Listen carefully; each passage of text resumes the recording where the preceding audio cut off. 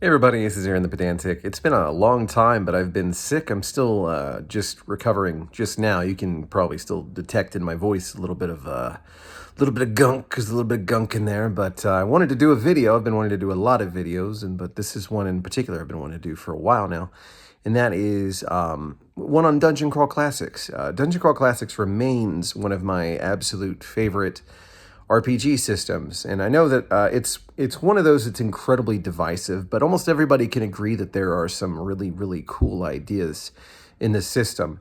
But one of the things I find kind of strange is that people seem to really miss the point of what Dungeon Crawl Classics is supposed to be, or at least what it offers.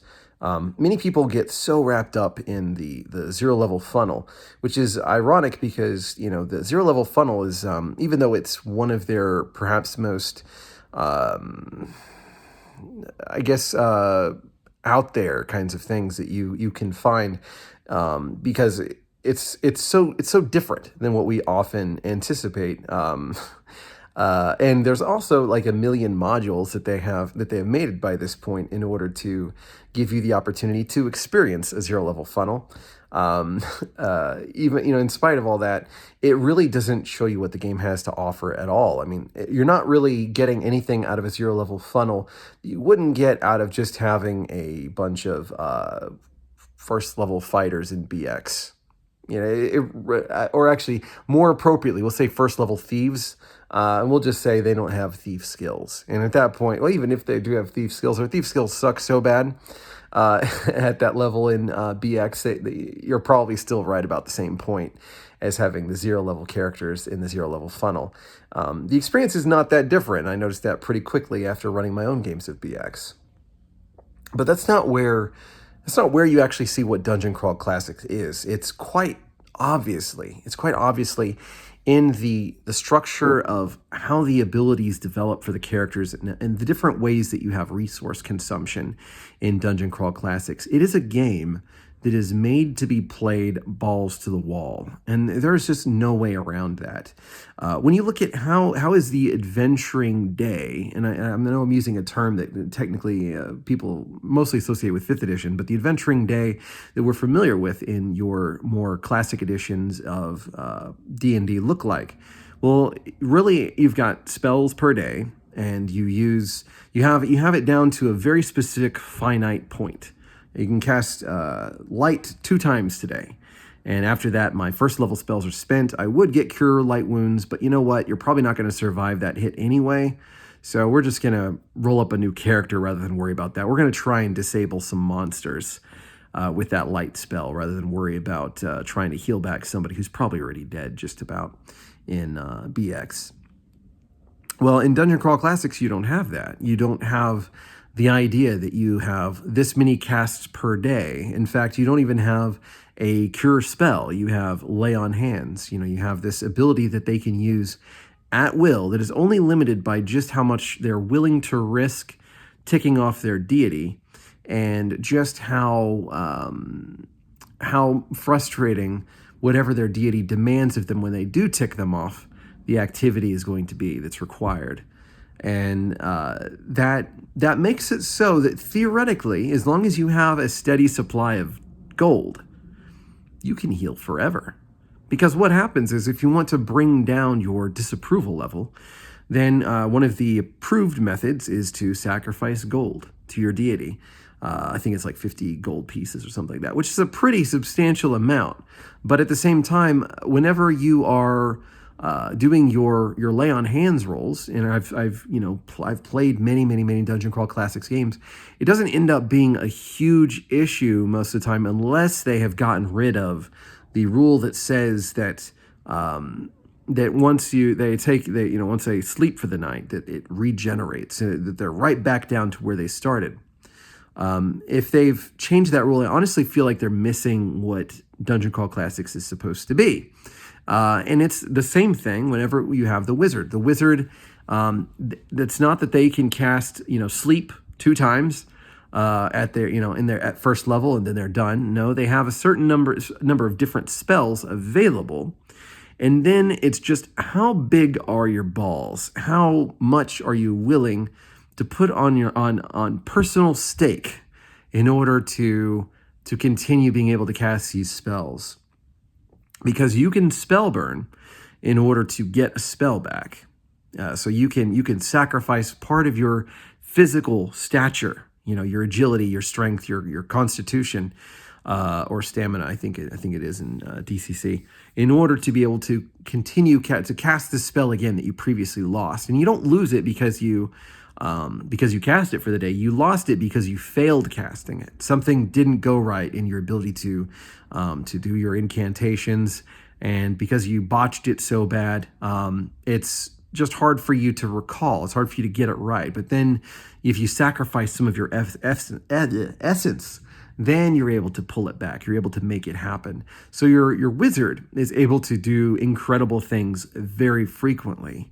Your warrior is not strictly limited by the hit points, because the hit points are usually where we have limitations on warriors. Just how much HP do you have? If you have HP, you can get up there and you can keep fighting, right? Well, we already have that kind of taken care of with the cleric, right? So because of that, the warrior is able to continuously get in the battle and do all kinds of cool things. And because of mighty deeds, not only are they doing cool things, they're doing really cool things that have substantive mechanical effects on how things are transpiring. They're able to do things that, you just can't really do without doing rule of cool and just throwing in this effect and that effect and that effect. That's just kind of off in your head.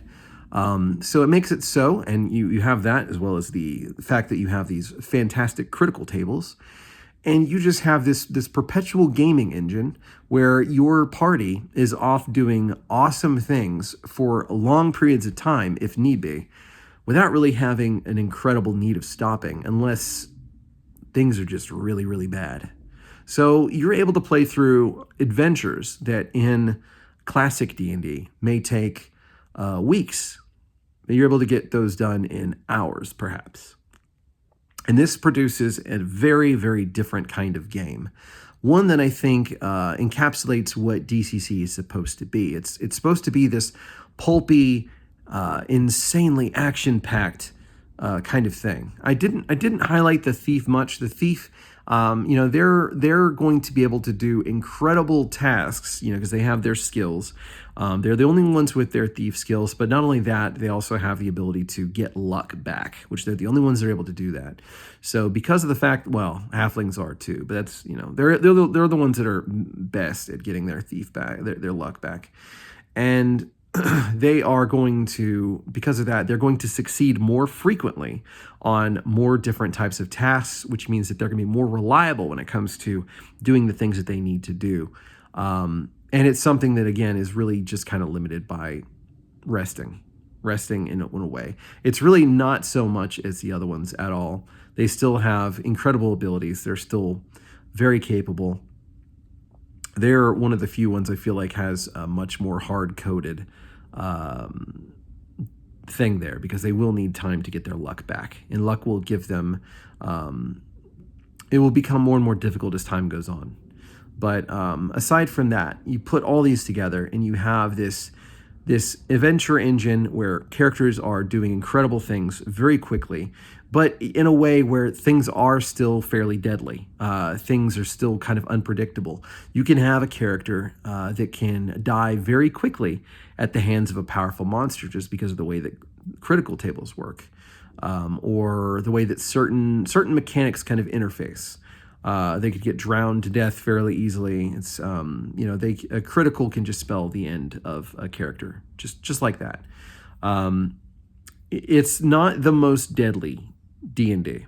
I will admit, it is not the most deadly D&D. Whenever people try to suggest that, all I have to do is point at first edition or BX, and that's quickly disproven. Second edition as well. But at the same time, it is probably the most enjoyable action-packed D&D that we have, where there is still a strong semblance of character demise being on the horizon. That's what I love about Dungeon Crawl Classics. And I would say that any game that you're planning to run with Dungeon Crawl Classics should probably account for the fact that it is going to be fast-paced. They're going to be doing a lot of things very quickly. And you just got to be cool with that. Some people aren't cool with that, and for them, I would say, It may not be your system, and it's understandable. Of course, there's also the tables. And I didn't really want to bring up the tables, to any great extent necessarily, because everybody brings up the tables. The fact that you've got all these different spell tables, you've got your critical hit tables, you've got your disapproval table, you've got your mercurial magic, you've got all these different things that make it so that your characters are going to be doing some wildly unpredictable things from one point to the next. And that's part of the beauty, and that's part of the fun. I think people make too big of a deal out of the tables, even though it is a make or break for some people. For some people, they do not want to have to reference those things. But even with that aside, even if you took that out of the equation, I still think that the sheer nature of the way that the resources are handled is the biggest difference that I've noticed in how Dungeon Crawl Classics works compared to how your other typical D&D games work. And it's a part of one of the things that really makes it wonderful to me. My campaigns in DCC, they have been a blast. They have been a blast. And they don't have to be playing from this module to that module to that module. While even said, it does lend itself to that very well. It does work very well with that kind of game, just because of the fact that it is so fast-paced that you can have all of this ready-made content that is that you can just feed one into the other, into the other. And many people have actually taken the different modules and created a world map for it and said, this one takes place here, this one takes place here, this one takes place here, and very easily run a campaign based off of just that. I'm just running modules. We finished this module this week. In the session, I'm going to read up this module and maybe give them some choices. They choose this one. Okay, I'm going to read the material for it. I love DCC. I miss it. I feel like running it some more. If you haven't tried it, I highly suggest it. At least look at it. There's just a million really cool ideas in there. A million really cool ideas. Whether it comes from the way that they handle their dragons to the sword magic, that dictates what kinds of magic swords you find. There's just a million cool ideas in there. Highly recommend it. Mighty Deeds, steal it. Just steal it. Take it out of DCC, put it in your D&D game. That's it for today. A lot of things I want to talk about, but this was the one that was strongest in my brain. Hope y'all are having a wonderful, wonderful time. Take care of yourselves. Peace.